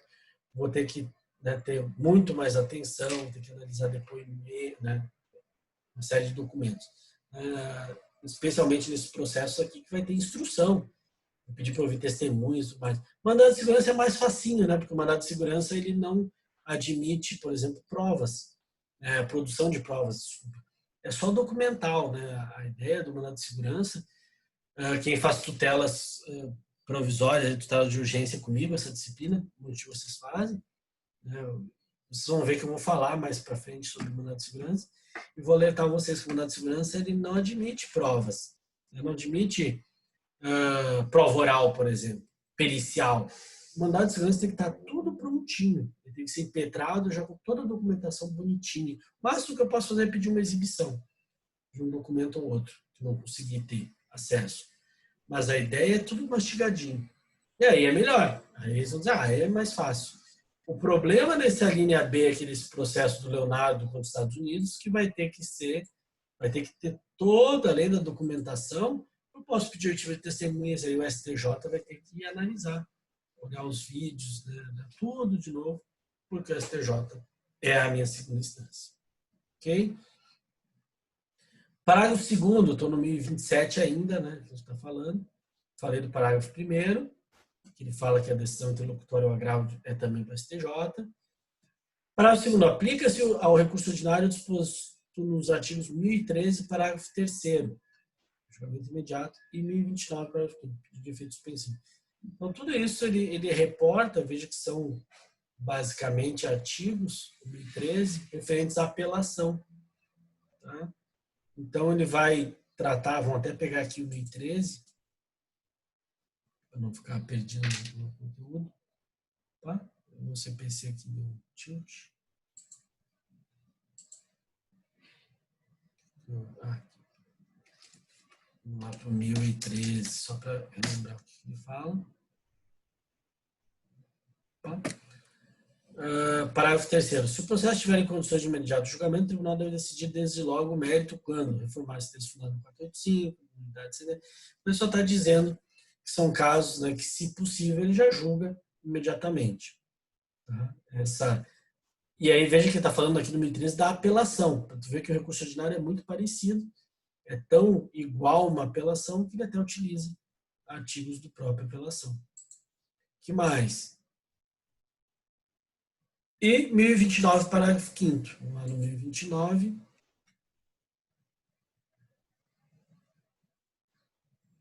Recurso extraordinário e recurso especial. Parágrafo 5º. O pedido de concessão de efeito suspensivo ao recurso extraordinário e recurso especial transformado por requerimento dirigido. Então, o que ele está alertando aqui para vocês, o que ele quis dizer no parágrafo 2º, é que a regra é não ter efeito suspensivo. Tá? Ou seja, de repente você perdeu, né, nesse caso aqui, que está deixando bem claro, vamos dizer que eu ajuizei a ação, né, e teve uma decisão, teve uma sentença em primeira instância. Aqui, tá? E dessa sentença de primeira instância cabe recurso ordinário para o STJ. O que ele está dizendo é que não vai ter efeito suspensivo esse recurso ordinário. Ele não tem. Tá? Então, o que você vai ter que fazer? Como a gente já falou, a exaustão, vocês já acertaram até na prova isso, né? Quando ele fala de efeito suspensivo, o único que tem automático é a apelação. O recurso ordinário aqui está alertando que não tem efeito suspensivo. Então, vou ter que pleitear se for o caso. Certo? Ao recurso mencionado no 1027, inciso 2, linha B, aplica-se quanto aos requisitos de admissibilidade, ao procedimento, às disposições relativas à apelação. Ele está reforçando aqui que o recurso ordinário utiliza, sim, das regras de apelação, porque ele é uma apelação com outro nome, e o regimento interno do STJ. Então, você vai ter que olhar a questão de como é que tramita lá dentro, quem é que vai julgar, tudo está no regimento interno. Eu não trouxe aqui para vocês, porque isso aqui você vai trazer, né, cada esse detalhe de trâmite, a gente vai ficar a aula toda falando só disso e vocês vão achar o saco. Então, dá uma olhadinha, se for o caso, no regimento interno. O que importa é você saber as hipóteses de cabimento, é isso que me interessa. Importa você cair na OAB, na tua prova, ou em concurso público, você matar. Você lembrar desses casos aqui, dizer, essas hipóteses são muito diferentes, são casos em que eu tenho que usar um recurso ordinário. Eu esqueço da apelação, porque no automático eu iria interpor a apelação, e utilizo o recurso ordinário. Tá? O recurso previsto no 1027, né, que é o recurso ordinário, deve ser interposto perante o tribunal de origem, cabendo ao seu presidente, né, e aqui está falando do 1 e 2, a linha A, né, não fala da linha B, porque no caso da linha B a gente já viu que é a primeira instância federal, ele está falando nos outros casos que foram ajuizadas, ações foram ajuizadas nos tribunais. Né, deve ser interposto perante o tribunal de origem, né, dirigido, claro, é o tribunal que me ferrou, que de repente denegou a segurança. Então eu boto direcionamento a ele, cabendo ao seu presidente e vice-presidente determinar a intimação do recorrido para em 15 dias apresentar contra-razões. Muito parecido com a apelação. Né?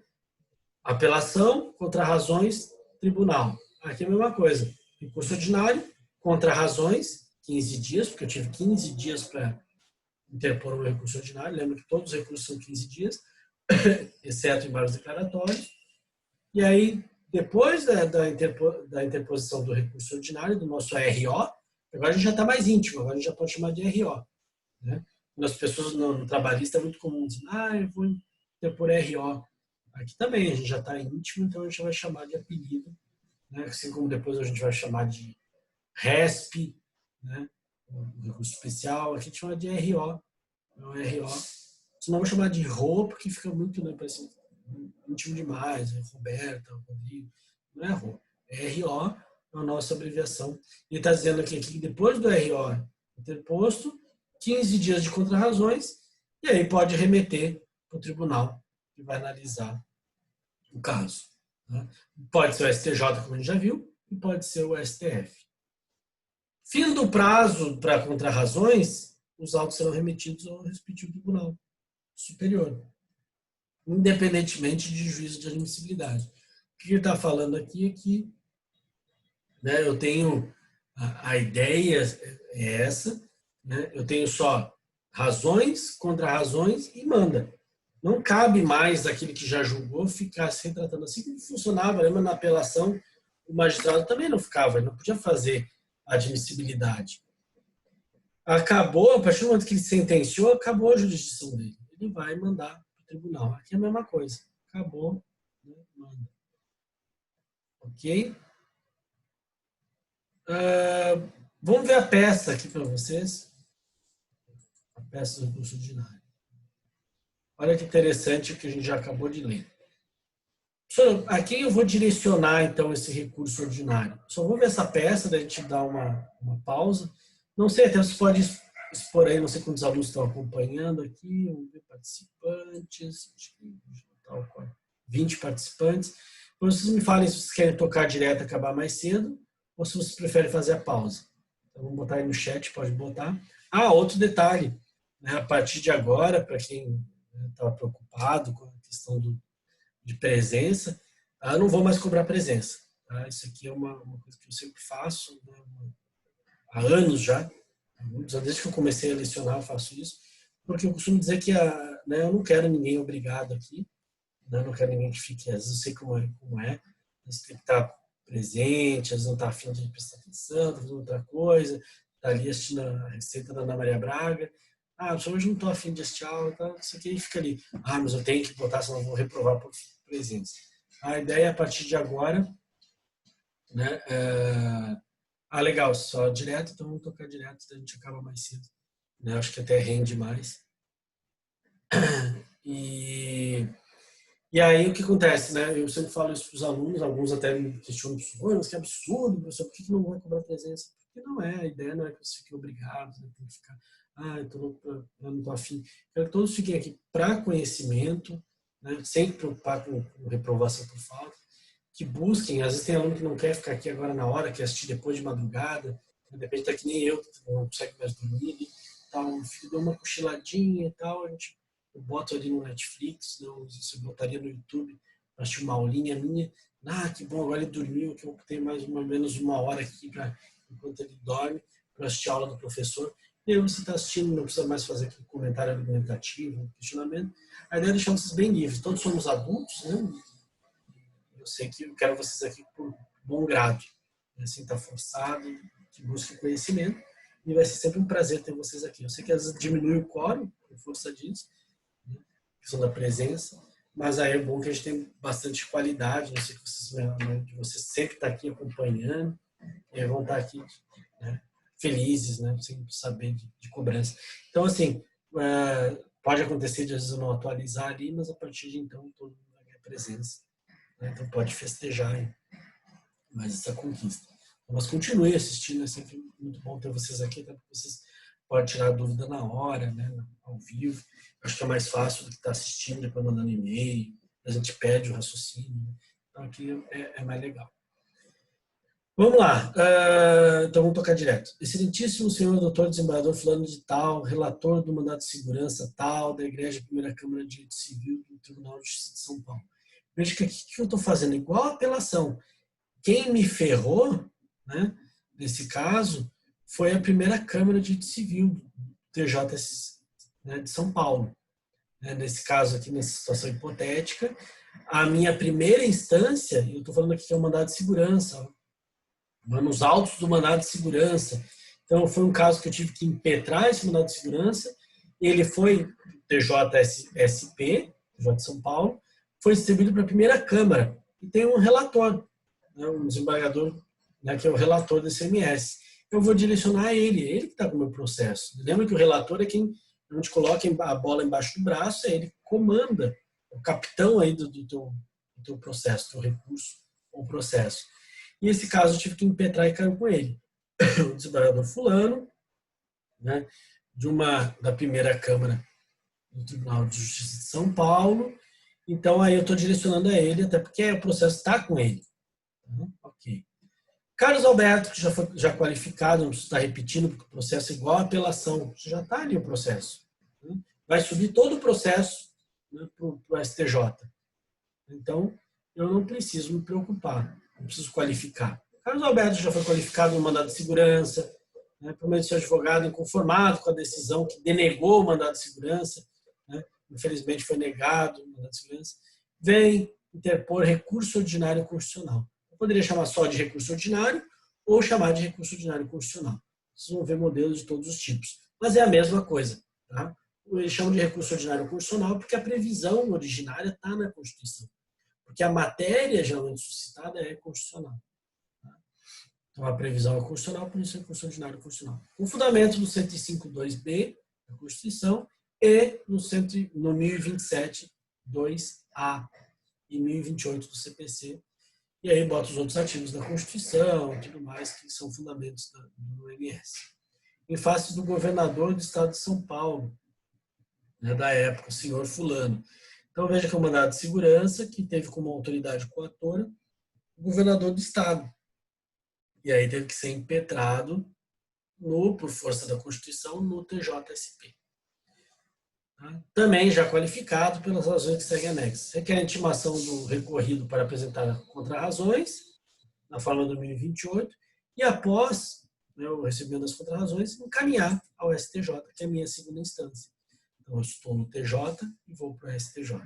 Se eu tivesse, professor, aqui, se eu tivesse no STJ, lembra que eu ia para o STF. Nesse caso, não. Eu estou no TJ e vou, né, para o STJ. Eu mando para encaminhar para a STJ. Informo que se encontra anexa inclusa guia de recolhimento do preparo. Lembra que o recurso ordinário ele é tão igual à apelação que também tem preparo. Né? Salvo as isenções, o recurso ordinário, né, a gente fala que a regra é a mesma. Veja que a regra em relação da apelação, em relação ao preparo, em relação ao prazo, a formatação da peça. Então, aqui eu digo, olha, incluiu a guia do recolhimento do preparo. Porque imagina, minha segunda instância vai ser o STJ, café caro, lagosta, né? Lá é tudo muito caro, então eu tenho que pagar recolhimento do preparo na forma do 1007 do CPC. Pede deferimento local, data, advogado OAB. Veja que eu encerrei a primeira peça, como acontece na apelação, a nossa chamada peça de interposição, a minha capa. Isso aqui é só para anunciar para ele, para o TJSP, que eu estou recorrendo. E agora vem a segunda parte, que é dirigida às razões recursais, dirigida ao STJ. Razões do recurso ordinário. Colendo Superior Tribunal de Justiça. A professora Osvacia até fala, não bota esse ponto, bota colendo.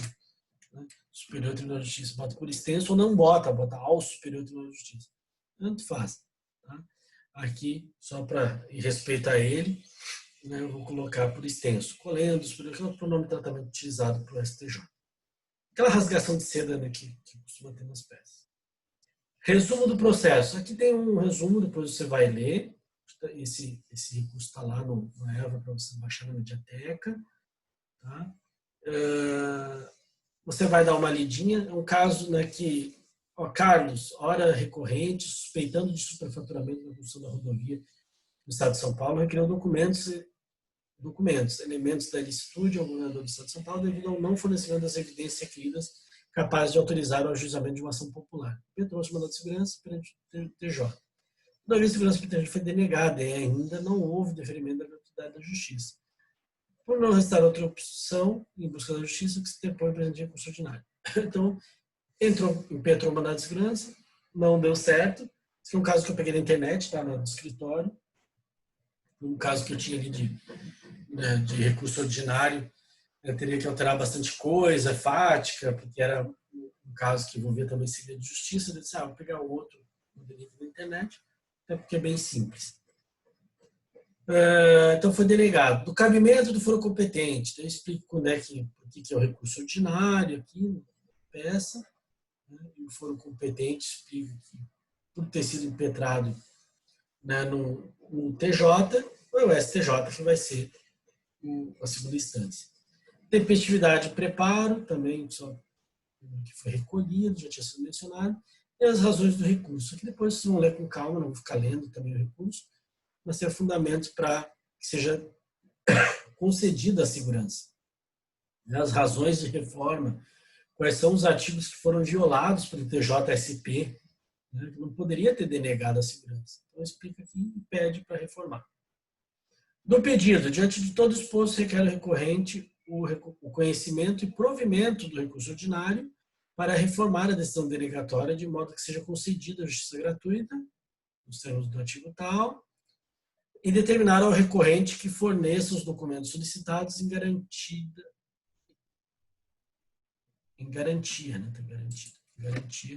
do acesso à informação, à publicidade dos atos administrativos e da legalidade.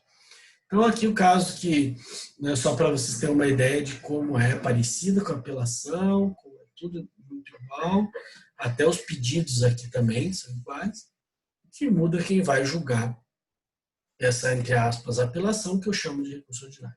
Pede deferimento local data. Então, veja que são duas peças em uma, igualzinho na apelação, peça de interposição e razões recursais. Ok? Não sei se ficou alguma dúvida da peça. Depois você lê com calma se tiver. Ou se achar que tem que explicar mais alguma coisa na matéria. Tá? Porque eu já pretendo adentrar aqui no recurso especial. Tá? Tudo certo no recurso ordinário, então? Vamos partir. E aí, veja que a gente tem uma superação agora, foi o último momento, o único momento que o STJ e o STF atuaram como segunda instância. E agora eles voltam, né, no caso aqui, eles voltam a ter uma função de unicamente análise do direito. Tá? Então, teve o RO, que eles não gostam, então lá no nosso CPC. Né? Recurso ordinário, seção 1, ele fala aqui do recurso ordinário, e depois vem a seção 2, do recurso extraordinário e especial. Tem uma série de regras aqui que é comum. Ele fala tanto o recurso extraordinário e especial, nos casos da Constituição, serão interpostos perante o presidente ou vice-presidente do tribunal recorrido, em petições distintas. Então, ele vai falar de um de outro. Eu vou tratar primeiro do especial, vamos pela ordem, né? A gente teve um estudo dos recursos dos tribunais de segunda instância, especialmente a apelação, e agora a gente vai no STJ, recurso especial. Depois, por fim, a gente vai para o STF. Então, a gente já está chegando no final dos recursos, já está lá em Brasília, já está na terceira instância, né, nos tribunais superiores. A gente vai começar pelo STJ, pelo recurso especial, que é no STJ. Tá? E aqui só uma ressalva que eu faço sempre é que lembre que são coisas diferentes. Uma coisa é o especial, outra coisa é o extraordinário. Tá? E por isso que ele fala aqui que em petições distintas, pelo amor de Deus, não vai fazer um recurso acumulado. Né? Já vi acontecendo, isso foi mais ou menos há uns 8 anos, eu recebi para responder um recurso que a advogada colocou. Claro que isso é exceção da exceção, foi a primeira vez na minha vida e única. Ela colocou, vem interpor recurso especial e extraordinário. Ela acumulou, achando que poderia. E por isso que ele deixa bem claro no 1029 que são petições distintas. Tá? Ou seja, se você tiver os dois casos, você acha que é caso de recurso especial e de extraordinário, você vai fazer uma peça para o especial e uma peça para o extraordinário. Lembra que o especial é para o STJ, o extraordinário é o STF. A gente vai falar várias vezes sobre isso, vai chegar uma hora que vai ser automático. Né? E a ideia é que você saiba quando é que é um e quando é que é outro. Quando é que é matéria de recurso especial e quando é que é extraordinário. Não vai fazer que nem eu tive uma professora que eu sempre lembro disso, foi muito engraçado. Mas engraçado para não dizer que foi triste também, né? Ela pegou na Universidade Federal aqui, ela foi lá, já estava, acho que prestes a se aposentar, daí, infelizmente tem muito disso, né? Eu costumo falar, tem aluno que fala, ai, professor, eu queria estar na UFSC e tudo mais. Eu digo, olha, a UFSC tem grandes professores, vantagens, principalmente a gratuidade, etc. Mas a gente também tem professores muito complicados, né? Tem mudado muito isso nos últimos anos, a qualidade aumentou bastante, em termos, pelo menos no processo civil. Falando da UFSC, que eu conheço, já fui professor deles lá como substituto. Mas também eu falo para os alunos, não pode se queixar, porque o que eu tive de professor ruim, eu não podia fazer nada de fazer abaixo-assinados, mas existia estabilidade, ninguém tirava. E eu tive uma professora que foi assim, ela explicou recursos, ela ficava lendo os artigos só, olha, o recurso extraordinário, inciso 1, a exposição não faz. Eu ficava só lendo, não explicava muito. E ela pegou e explicou tudo, começou a explicar uma aula inteira do recurso especial no STF. Eu falei, isso mas que eu saiba, eu estava estagiando recurso especial na STJ. Aí foi ela empolgada, levantei a mão, não deu palavra, continuou empolgada. Aí eu digo, quase no final da aula, professora, mas o recurso especial não é na STJ? Você está falando que recurso especial no STF, falando caso de STF, de 11 ministros. Eu falei errado. Então, tudo que eu falei para um, se troca para o outro. Imagina a confusão que deu na nossa cabeça, especialmente que não tinha prática. A gente tinha falado tudo coisa do STF em relação ao recurso especial. Então, eu falava, triste, a gente tentou tirá-la, não conseguiu, e ela passou o semestre todo falando assim. Eu acho que eu gostando de recurso, tive que estudar tanto recurso por conta dela, por culpa dela, que acabei me apaixonando por matéria. Ainda bem, né? Podia ter ficado traumatizado. Vamos lá, então. O recurso, a gente já falou do histórico. 88, né? Um menino, praticamente, né? O nosso STJ, né? Que dividiu a competência da STF. Agora, então, o STJ é o guardião da legislação federal. Sempre que na tua prova cair que o tribunal, né? O Tribunal de Justiça, né? O Tribunal Regional Federal, ou seja, nossa segunda instância, numa apelação, por exemplo, violou a legislação federal, você já vai abrir também, acender aquele alerta, dizendo, isso foi uma lei federal. Se a lei federal é STJ, né? É recurso especial, o nosso RESP. Por exemplo, só me dá mais exemplo aí que eu preciso de exemplos. O Código de Defesa do Consumidor. Você vai lá e diz, olha, a Casas Bahia desrespeitou o meu direito do consumidor. Eu tinha um vício do produto, entendo que desrespeitou o artigo 33, estou chutando agora de cabeça, não lembro do CDC, lembro de alguns artigos do CDC que a gente mais usa. O artigo 33 do CDC foi desrespeitado. E aí o TJ disse que não, que a Casas Bahia agiu de forma correta, né? Azar o seu. O que você pode fazer? Opa, se eu acho que violou um direito, só direito, né? Não vai reanálise de prova nem fática. Eu acho que foi mal aplicado aquela norma do CDC. Aí o que acontece? A quem que eu vou recorrer? Eu vou entrar com recurso especial para o STJ, porque é ele, se é legislação federal, CDC, Código de Defesa do Consumidor, é uma legislação federal. E se é uma legislação federal, eu vou recorrer, vou buscar uma proteção no STJ. Tá? E se fosse Constituição, aí é STF. É mais fácil, até por exclusão, se não souber. A STF é só a Constituição, só a violação da Constituição. Né? E aí, quando é legislação federal, somente legislação federal, você vai para o STJ. Tá? Então, falou em CDC, CPC, no Código de Processo Civil. Se tiver alguma coisa que você entenda que o CPC foi mal utilizado, eventualmente, por exemplo, o tribunal não te deu, não respeitou alguma ampla defesa, ou não deu possibilidade de se manifestar sobre uma prova pericial. Tudo isso você pode pegar ali e dizer, você tem matéria infraconstitucional, como a gente chama, ou seja, violação ao CPC, Código de Processo Civil, tem. né? Então, eu posso entrar com recurso especial. E aí que vem uma dica para vocês, já desde quando você faz uma inicial, quem está estagiando, desde que você faz uma contestação, você já tem que pensar lá na frente, né? A gente costuma dizer, você tem que pensar como um jogo de xadrez, você faz uma jogada pensando na próxima. E por isso que lá na inicial é importante, ou na contestação, você já levantar os artigos, né, as normas, né, legislação federal, Constituição, que você acha que se aplica ao teu caso. Porque isso você já está preparando, se for, né, a hipótese, você ir para o STJ ou para o STF. Porque se você não suscitar a matéria de direito, né, legislação federal ou constitucional, você nunca vai chegar nos tribunais superiores. E olha que interessante, já pensou você vencer, e muitas vezes você precisa disso, você precisa chegar lá.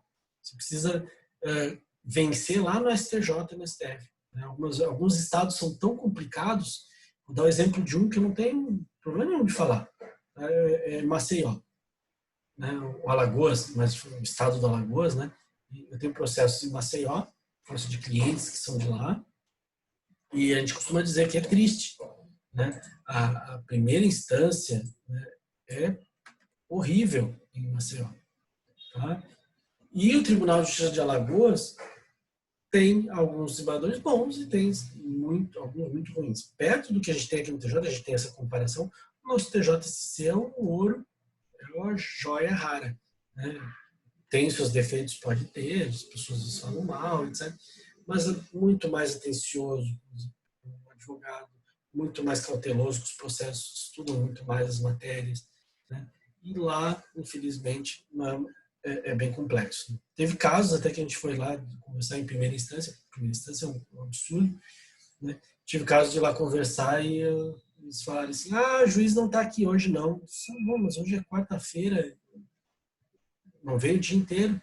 E amanhã, na quarta-feira ele trabalha de casa e quinta-feira ele é navegador, ele vai ficar fora navegando. Eu disse, pô, mas como assim? Não, como é que eu vou falar com ele? Mas, não, tudo bem, pode falar com o assessor, deixa eu falar com o assessor. Então veja que até o contato foi complicado. E às vezes você tem essa problemática. Eu costumo dizer que lá, os processos que a gente entra lá, a gente já pensa no STJ ou no STF. Especialmente no STJ, porque primeira instância é difícil, segunda instância também. Tá? Então, e ainda mais dependendo contra quem você, né? Lá tem muito isso, coronelismo, né? A gente tem clientes no polo passivo, né? São poderosos às vezes, e aí isso causa um problema, que tem muita influência política ainda lá. Tá? Eu sei que, de repente, algum de vocês é de lá, ou tem parentes lá. Eu tenho parentes lá, né? Adoro as pessoas e tudo mais, mas o judiciário, pelo amor de Deus, eu não gosto muito. E aí, então, veja que nesses processos de lá, que eu falei deles, do processo que tinha juiz em Maceió, eu já faço um grande filtro. Opa, já vamos botar a matéria infraconstitucional, na legislação federal, que eu quero, que eu entendo que foi desrespeitado, né? Constitucional também, já vamos botar tudo que for possível e sempre ficar mencionando para, se for o caso, depois eu ter como chegar em Brasília, né? Seja no STJ ou no STF ou em ambos. Então, lembre-se disso. Que casos que eu vou poder entrar com recurso especial? Olha aqui a Constituição. E aí, para o especial, já adianto para vocês que vocês vão ter que usar mais a Constituição do que o CPC. Veja que o CPC tem bastante coisa, a gente está aqui falando, tá? Deles tem bastante artigo, só que o crème de la crème, né, como dizem, o principal, a essência está na Constituição. Então, o que a gente precisa mais saber até está na Constituição, especialmente no 105, que a gente vai ver agora. Um detalhe importante, o seu CPC, veja se ele está atualizado. Eu estou usando aqui o Planalto, obviamente está atualizada, mas se você usa um CPC, veja se ela está atualizada com pelo menos aí a Lei 13.256. Atualizado pelo menos com a 13.256. Por que eu falo isso? Porque alguns casos, tá? Alguns CPCs, eu já tive isso aluno em sala de aula, agora a gente não está presente, o aluno me dizia assim, professor, no meu CPC não está dessa forma. Explicando para vocês, né? o CPC ele foi publicado, foi promulgado, foi publicado, e depois dele veio algumas alterações, né? Umas alterações legislativas que mexeram no CPC. Isso é muito comum. E uma delas é a 13.256. Então, olha o teu CPC, teu VADMEC, mas veja se está atualizado. Por quê? Uma das coisas é que ele vai, na primeira versão do CPC, ele dizia que quando você iria interpor o teu recurso especial, o extraordinário, o Tribunal de Justiça, a segunda instância, já mandava direto para o STJ e para o STF. Tá? E a versão atual, depois dessa lei 13.256 que eu estou sublinhando aqui, tá? Ele voltou ao que era o CPC anterior. Não, existe um filtro feito no TJ, ou seja, ele não vai direto para o STJ e para o STF. Ele passa por um filtro de admissibilidade nos tribunais.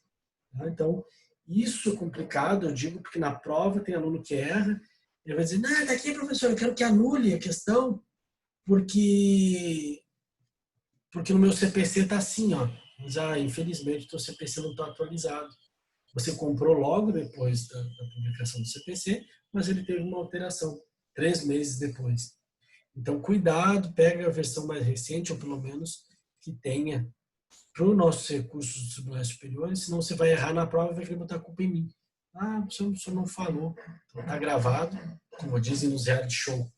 Né? Nos reality shows eles falam assim, está gravado, o público está vendo, né?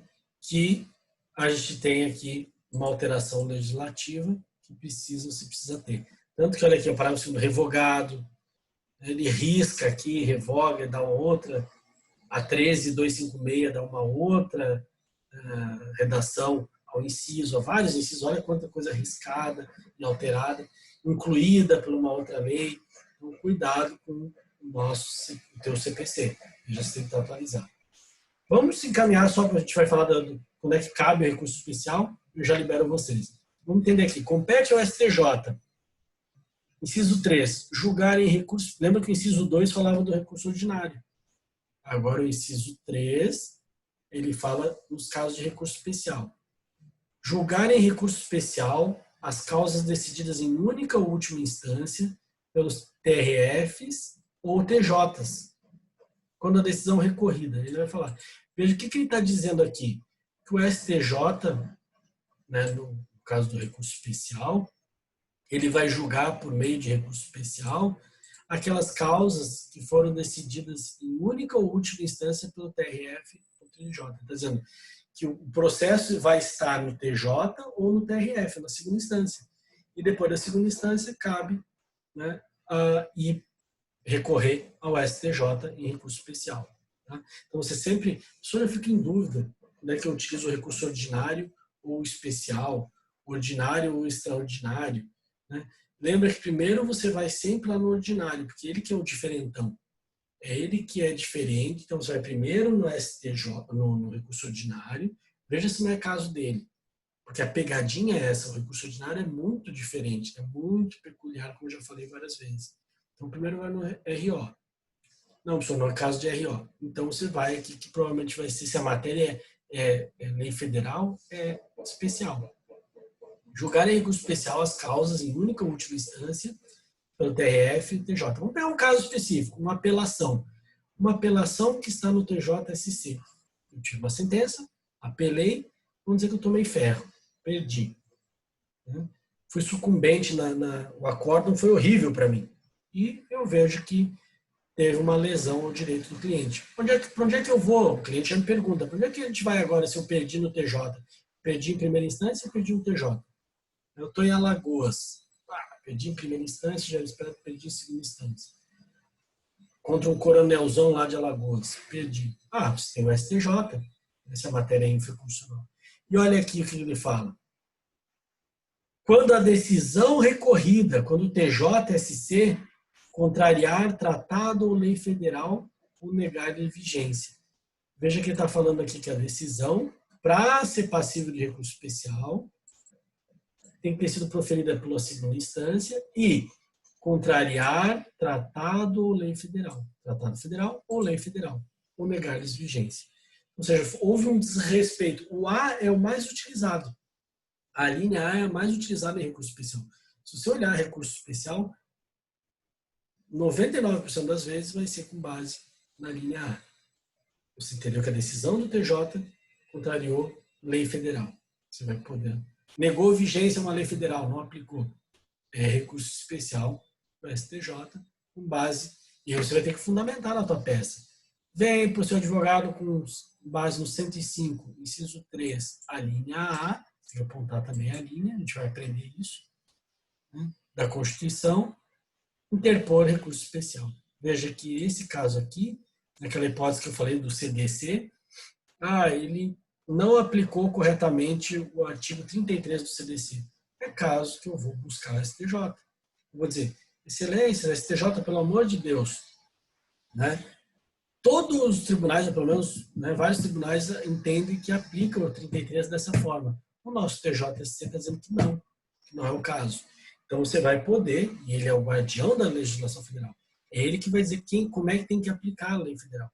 Se isso não for respeitado, você vai ao STJ, reclama lá. Tá? Então essa é a ideia. E quando eu falo, tá, na próxima aula eu vou repetir isso, quando eu falo lei federal, é só, né, tratado federal, lei federal, é só isso, tá? Não vai querer basear a tua situação, vamos pegar um caso, uma lei municipal. Né? O professor violou uma lei municipal, uma lei estadual. Não, aí não é recurso especial. Mesmo que o STJ ele tem uma posição muito específica, né, própria, que é ser o guardião da legislação federal e correlatos, né? Tudo que for equiparado à lei federal ou tratado federal, tá? Então esquece que na tua prova uma lei municipal não vai interpor recurso especial. Se você botar no Google ali vai estar chover de recurso especial que as pessoas impugnam, né? Lei municipal, lei estadual, ele vai dizer não cabe, não vai conhecer do recurso especial porque não é o caso da linha A. Ele fala bem claro isso. B, já estamos chegando para o final, tá? Calma aí, pessoal. Julgar válido ato de governo local, tem até aqui administrativo, de parênteses, contestado em face de lei federal. Aqui, o que ele está dizendo é que teve um ato administrativo municipal estadual, né, que contrariou uma lei federal. Então, nesse caso aqui também, né, quando você tem um ato administrativo, né, de repente o prefeito tomou uma medida administrativa que viola uma lei federal. Vou pegar um exemplo, se quiser anotar aí. Um exemplo desse. O primeiro caso é o mais fácil, tá? A linha A, tem vários exemplos aí, pode falar. Violou o Código Civil, né? Vamos dizer que uma apelação que não respeitou um determinado artigo do Código Civil, você vai lá e entra com base na linha A. Não, professor, eu tenho um caso aqui de um ato do município, do prefeito, um ato administrativo que violou, né, vamos dizer, um ato administrativo ambiental. Ele foi lá e disse que poderia, autorizou, né, de repente pode acontecer uma autorização para construção nas dunas. Você está ali, vizinho, dizendo, poxa, que absurdo. Denunciou, não fizeram nada, né, o órgão ambiental foi silente, quedou inerte, não fez nada. Aí você pode entrou com processo, teve apelação, às vezes você perdeu. Você pode chegar no STJ com meio de recurso especial e dizer, peraí, né, a decisão do TJ julgou válido um ato de governo local ambiental, né, e contrariou a lei federal. Então você pega a lei ambiental federal que você tem, existe, né, a gente sabe que existe uma bem forte, e você vai basear nela para entrar com o recurso especial, certo? Por último, der a lei federal, quando essa decisão recorrida, der a lei federal interpretação divergente da que lhe haja atribuído outro tribunal. Veja que aqui é o caso chamado, pode anotar aí, é o chamado dissídio jurisprudencial. Dissídio jurisprudencial. Dissídio, né? Parece nome antigo. Né? Eu tinha uns parentes mais antigos, alguns até já faleceram, que o nome era bem estranho também. Eu tinha um tio-avô que era setembrino, né? Meu avô era Pompílio, né? Poderia ser dissídio também. Dissídio jurisprudencial. O que é isso, professor? Veja que você tem nessa hipótese da linha C, tá? Um tribunal que decidiu, deu uma interpretação, uma norma federal, e você tem um outro tribunal agindo que entende diferente, né? Então, nesses casos, não pode. Imagina, você vai dizer o seguinte: a legislação federal não é única, não é para, eu estudei que é para todo o país. Como é que pode o TJ do Alagoas dizer que aplica o artigo tal do Código Civil de uma forma e o nosso TJSC de outra? Eu não posso ter essa situação. A lei federal é uma só e a interpretação é única. Então, isso se chama de dissídio jurisprudencial, ou seja, divergência jurisprudencial. Pode até botar aqui dissídio ou divergência jurisprudencial. Então, isso aqui é um caso típico da linha C. Você vai ter, nós vamos falar na aula que vem, que demonstrar e explicar ali no STJ, dizendo: olha que absurdo, se eu tivesse ajuizado a minha ação em São Paulo, eu ganhava. Mas eu ajuizei em Santa Catarina, perdi. O próprio STJ vai dizer: não, isso não pode. Você vai ter que demonstrar isso. E isso é caso, né, para você interpor o recurso especial, e quem vai dar a última palavra é o STJ, porque é ele que dá a última palavra. É ele que é o guardião, é ele que é o fiscal da legislação. E é isso que a gente chama de dissídio ou divergência jurisprudencial. Isso pode ser, e geralmente, ó, né, como você usa a linha C, você usa a A. Você vai dizer que o tribunal me ferrou, né, interpretou diferente do que o outro tribunal e também contrariou, obviamente, a lei federal. Eu vou usar o A, eu costumo fazer assim, eu uso o C e a A, o A e o C, né? Se for o caso, né, esse dissídio, você vai ter que ver se você acha no outro tribunal. Hoje em dia acontece muito, hoje é fácil, né? Você teve uma decisão do tribunal, né, e geralmente você já pesquisou antes, né, fez uma pesquisa jurisprudencial, você até já colocou na tua peça, lá, né, na inicial, na contestação. De repente não tinha naquele TJ de Santa Catarina, você achou decisões em São Paulo. Você já coloca aquelas que te favorecem. E, de repente, se o TJSC me ferrar, eu posso pegar aquelas mesmas decisões que eu peguei lá de São Paulo e usar para o meu dissídio, né, o chamado dissídio jurisprudencial. Claro que nós vamos falar isso, tem que ser uma decisão recente, pode ser uma decisão do próprio STJ, melhor ainda, né, como ele fala aqui, para que lhe haja atribuído outro tribunal, pode ser outro tribunal, né, federal, pode ser outro tribunal estadual, mas melhor ainda se você tiver um entendimento divergente do próprio STJ. Aí vai ficar mais fácil de reverter ainda. Você vai dizer: olha, excelências, o TJSC me ferrou, entendeu? Por não aplicar tal artigo que eu suscitei, mas o próprio STJ já reconheceu num precedente. Então, você vai usar o 105, 3C, né? E vai pedir para que o STJ diga o que é correto. Né? De preferência, aplique, né, o que esse outro tribunal, que a gente chama de paradigma, né, colocou. Então, esse é o chamado... Eu vou sempre colocar um acórdão ou vários acórdãos paradigmas. Quanto mais, melhor, né? Até para você mostrar: olha, excelências, o TJSC me ferrou, mas eu tenho decisões que me beneficiam em São Paulo, Rio de Janeiro, Rio Grande do Sul. Então, você vai poder suscitar vários dissídios. Isso vai ser até melhor para o STJ, quer dizer: pô, se a maioria, de repente, já entendeu assim, né? Imagino que estejam certos. Ou, pelo menos, eu vou ter uma palavra final. Vou sanar essa dúvida de uma vez por todas, né? E o STJ vai poder bater o martelo. Tá certo? Alguma dúvida até aqui? Alguém tem dúvidas? Falem agora. Né? Lembre-se dessa...